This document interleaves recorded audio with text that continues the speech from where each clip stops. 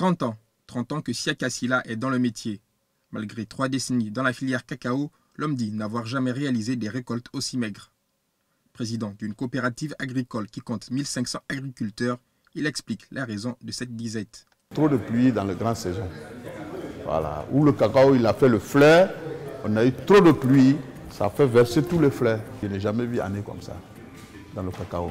Selon les métriques de Sodexam, l'agence météorologique ivoirienne, depuis le début de l'année, certaines zones ont enregistré des précipitations 20% à 40% supérieures à la moyenne de ces 30 dernières années. Nous avions prévu une baisse de 20% par rapport à l'an dernier et nos prévisions se confirment.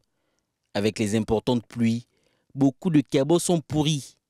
En juillet dernier, anticipant une mauvaise année, la Côte d'Ivoire, qui fournit environ 40% du cacao mondial, a suspendu la vente des contrats d'exportation. Depuis, les prix du cacao flambent sur les marchés. À Londres, la tonne de cacao s'est vendue à 3478 livres sterling, un record depuis 1989. Tandis qu'à New York, elle a dépassé la barre des 4000 $, un record depuis 45 ans.